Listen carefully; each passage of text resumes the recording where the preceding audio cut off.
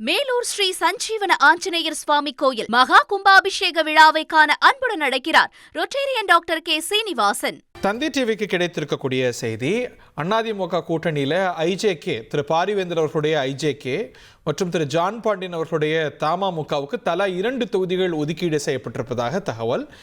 இது வரைக்கும் அறிவிக்கப்பட்டிருப்பது, அதிகாரப்பூர்வமாக அறிவிக்கப்பட்டிருப்பது பாட்டாளி மக்கள் கட்சி, அமமுக மற்றும் பாஜகவுடைய அவர்களுடைய தொகுதிகள் தான்.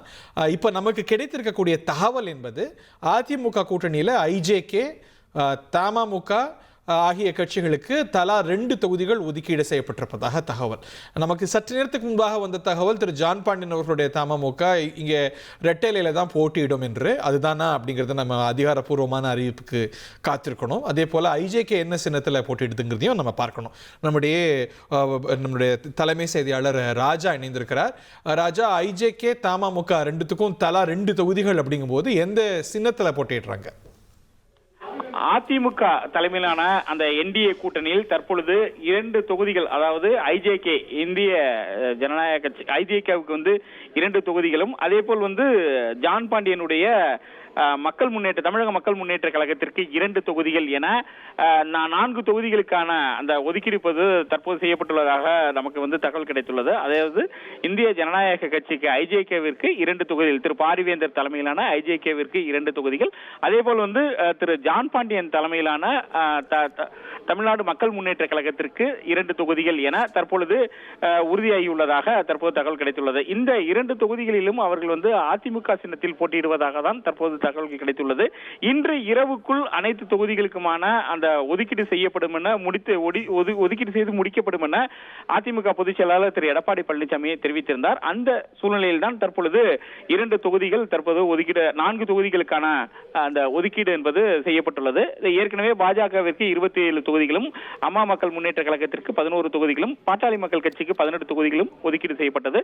இந்த சூழ்நிலையில் திரு பாரிவேந்தரும் அதே போல் திரு ஜான் பாண்டியனும் அந்த கூட்டணி கட்சி தலைவர்களுடன் கைகோர்த்திருந்ததை நம்ம காட்சிகளில் கூட பார்த்து வருகிறோம். ஆகையால் அவர்களுக்கும் கடந்த முறை தாமரையில போட்டிட்டது, அவர்கள் இந்த முறை ரெட்டையில தான் போட்டிடுறாங்க இல்லையா? According to your information. அவங்க தற்போது இரட்டலை தொகுதியில் போட்டியிடுவதற்கான வாய்ப்புகள் தான் அதிகமாக இருப்பதாக கூறப்படுகிறது. அதற்கான பேச்சுவார்த்தைகள் அதிமுகவினுடைய முன்னணி தலைவர்கள் இந்த 2 கட்சி தலைவர்களுடன் தற்போது நடத்தி வருவதாக அதிமுக தலைமை அலுவலகத்தில் இருந்து நமக்கு கிடைக்கக்கூடிய தகவல்கள் தெரிவிக்கின்றன. இது ஒரு இறுதிக்கட்ட பேச்சுவார்த்தைகள் தான். இது இன்னும் அறிவிப்பு இன்னும் சில மணி நேரங்கள் தான் இருக்கு. அப்படிங்கும்போது கிட்டத்தட்ட எல்லாம் முடிவாயிருக்குங்கிற ஒரு புரிதல் வருகிறது. இந்த நம்பர்ஸ் பல ரொம்ப இன்ட்ரெஸ்டிங்கா இருக்கு. நம்ம திரையில பார்க்கின்றோம். முதல்ல பாஜகவுடைய 27 ஆரம்பிப்போம். கடந்த முறை பாஜக 20 போட்டியிட்டது, இந்த முறை 27 போட்டியிடுகிறது. ஸோ இப்போ கடந்த முறையை விட கூடுதலாக பாஜக பெற்றிருக்கிறது. ஆனால் அந்த 27 அப்படிங்கிற நம்பரை நம்ம கண்ணை உறுத்துது. காரணம், காங்கிரஸ் 28 விட 1 குறைவு. இதில் திரு எடப்பாடி பழனிசாமி உறுதியாக இருந்தாரா? நான் பாருங்க, நான் தேசிய கட்சி அவங்க எங்களை இன்ஃப்ளூயன்ஸ் பண்றாங்கிற விமர்சனம் இருக்கும்போது காங்கிரஸை விட குறைவா கொடுத்திருக்கேன், திமுக காங்கிரஸுக்கு கொடுத்ததை விட குறைவா கொடுத்திருக்கிறேன் அப்படின்னு சொல்லாமல் சொல்கிறாரா? அந்த மாதிரி ஒரு செய்தி இருக்கா? அது ரொம்ப இயல்பானதா? இல்ல, கண்டிப்பாக நீங்க கடந்த தேர்தல்கள் 2021ஆம் ஆண்டு நடந்த சட்டமன்ற தேர்தலில் கூட அப்பொழுது பிரதானமாக 2வது இடம் பாமகவுக்கு 23 தொகுதிகள் கொடுக்கப்பட்டது, பாஜகவுக்கு 20 தொகுதிகள் கொடுக்கப்பட்டது.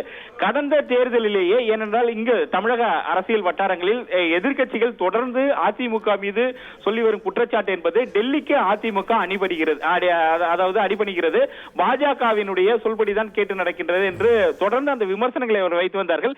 இந்த தேர்தலில் கூட திரு எடப்பாடி பழனிசாமி 2-3 முறை டெல்லிக்கு சென்ற பொழுதும் இங்கிருந்து கூட்டணி பேச்சுவார்த்தைகளை அங்கு பேசாமல் அவர்களை டெல்லிக்கு அழைத்து பேசுவதாக கூட தொடர்ந்து எதிர்க்கட்சிகள் ஒரு விமர்சனத்தை வைத்து வந்தன.